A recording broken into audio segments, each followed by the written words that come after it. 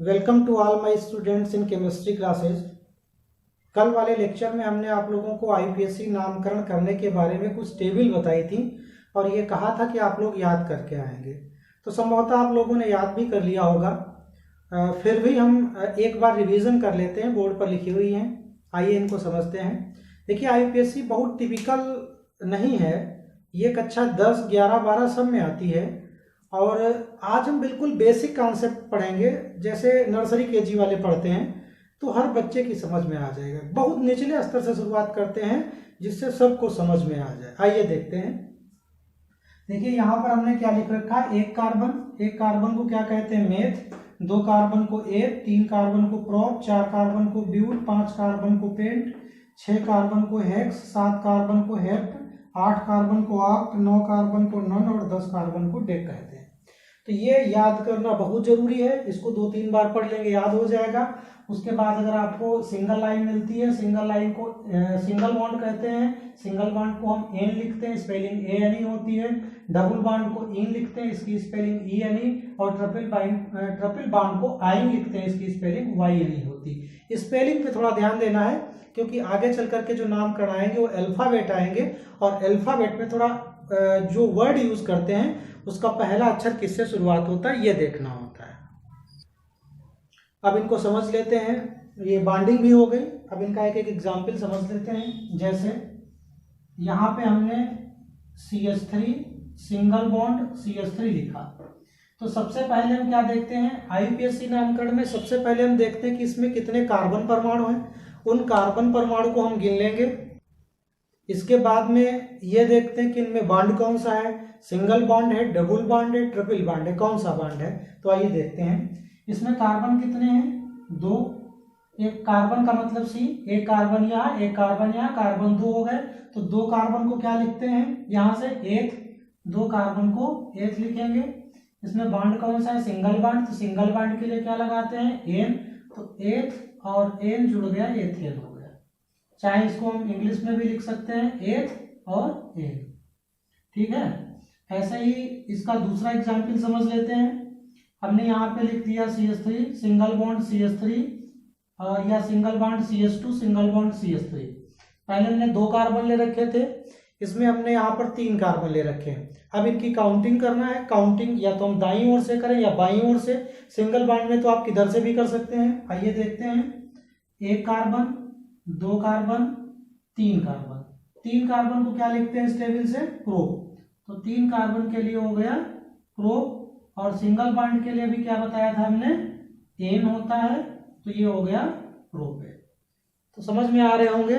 सबसे पहले कार्बन आप काउंट कर लीजिए, कार्बन का नाम लिख दीजिए, फिर जो बॉन्ड लगा है उसका आप नाम लिख दीजिए। कार्बन के नाम इस टेबल से, बॉन्ड का नाम इस टेबल से। आप काउंट कर लीजिए कितने कार्बन है, देख लीजिए। फिर उतने कार्बन को क्या कहते हैं लिख दीजिए। फिर उसमें बॉन्ड कौन सा लगा वो लिख दीजिए। सिंगल बॉन्ड में आप किधर से भी काउंटिंग करें। अच्छा, जब डबल बॉन्ड और ट्रिपल बॉन्ड आ जाता है तो उसमें ये देखते हैं कि बॉन्ड नजदीक किधर से पड़ता है। तो जिधर से बॉन्ड नजदीक होता है उधर से काउंटिंग करते हैं। तो आइए उसका भी एग्जाम्पल समझ लेते हैं। हमने यहाँ पर एक एग्जाम्पल ये लिख रखा है, तीसरा वाला एग्जाम्पल। अब देखिएगा इसको। देखो, पहले कार्बन गिना जाता है, फिर उसका बॉन्ड गिना जाता है, चाहे इधर से गिने या इधर से। अब देखिए, पहले कार्बन पर सिंगल बॉन्ड और इधर पहले कार्बन पे डबल बॉन्ड।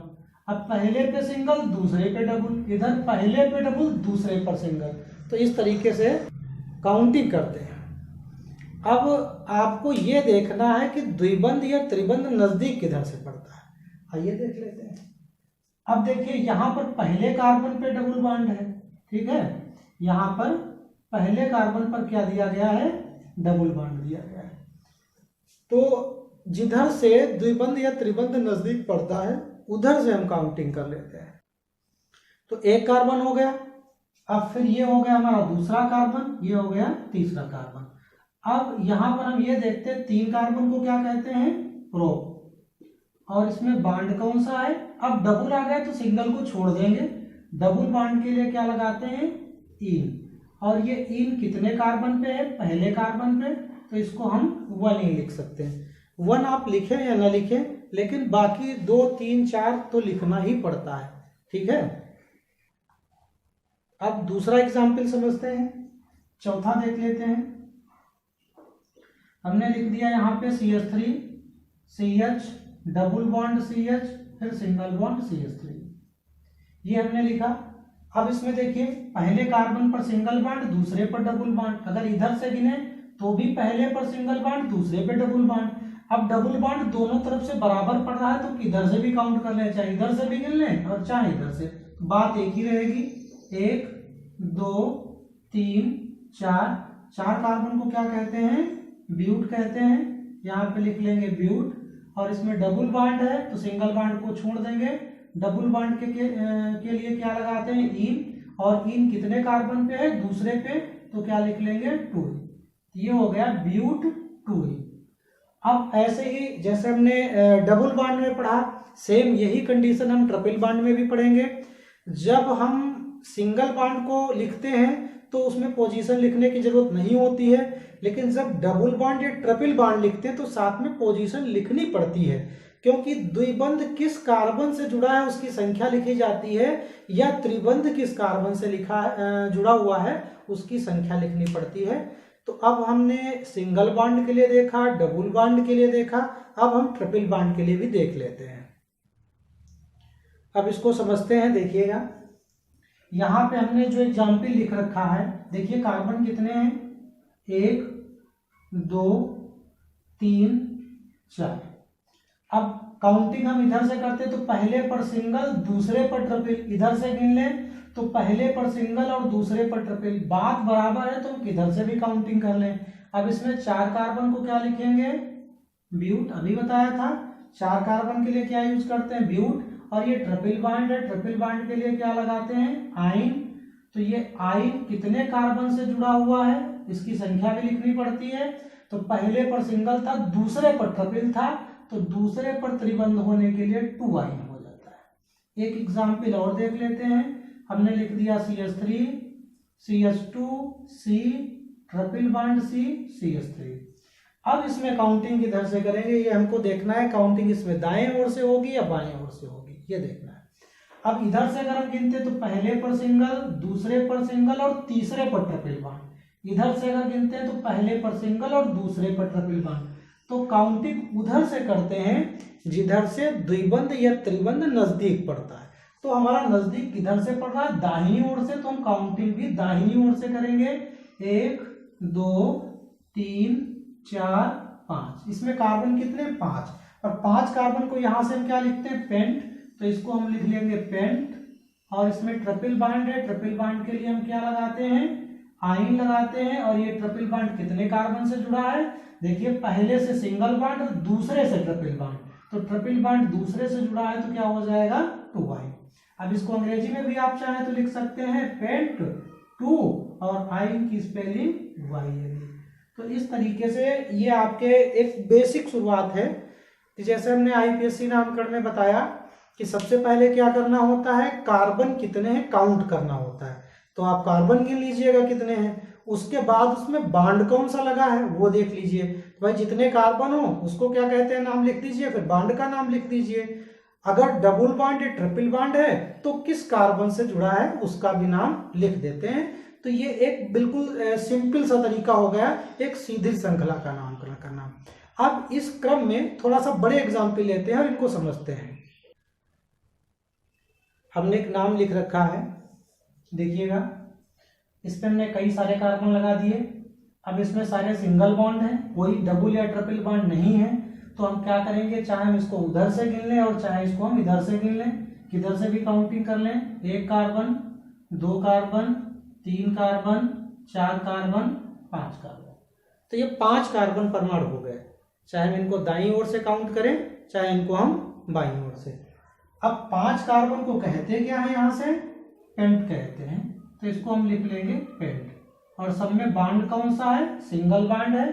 सिंगल बॉन्ड के लिए हमने क्या बताया था, एन लगाते हैं, तो ये हो गया पेंट। अब इसके बाद में और देख लेते हैं कोई बड़ी श्रृंखला का, या कभी कभी ऐसा हो जाता है कि डबल बॉन्ड और ट्रिपल बॉन्ड दोनों आ जाते हैं। तो उस कंडीशन में क्या करेंगे, हम सिंगल बॉन्ड को ही छोड़ेंगे, डबल बॉन्ड और ट्रिपल बॉन्ड दोनों को लिखना पड़ेगा। तो आइए उसके लिए एक एग्जाम्पल लिखते हैं, फिर समझते हैं। जैसे हमने लिख दिया CH3C ट्रिपल बॉन्ड C, फिर सिंगल बॉन्ड, यहाँ पे हमने CH डबल बॉन्ड CH, फिर सिंगल बॉन्ड CH2 और सिंगल बॉन्ड CH3।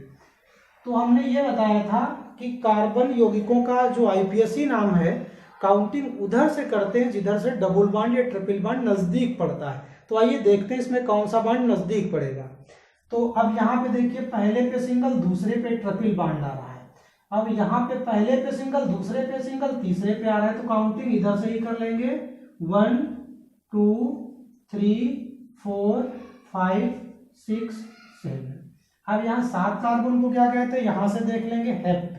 7 कार्बन के लिए हम क्या प्रयुक्त करते हैं, हेप्ट प्रयुक्त करते हैं। 7 कार्बन के लिए हेप्ट लिख लेंगे। अब इसमें देखिए सिंगल बॉन्ड तो छूट जाते हैं। अब डबल बॉन्ड काहे से शुरू होता है, हमने स्पेलिंग बताई थी ENE। डबल बॉन्ड में क्या लगता है, इन, और ट्रिपल बॉन्ड में क्या लगता है, आइन। तो ई पहले आता है, ABCD में ई पहले आता है, तो डबल बॉन्ड को पहले लिखेंगे और वाई बाद में आता है, इसलिए आइन को हम बाद में लिखेंगे। तो आइए समझते हैं। तो 7 कार्बन के लिए हेप्ट, और डबल बॉन्ड के लिए क्या लगा दिया हमने, इन, और ट्रिपल बॉन्ड के लिए क्या लगा देंगे, आइन।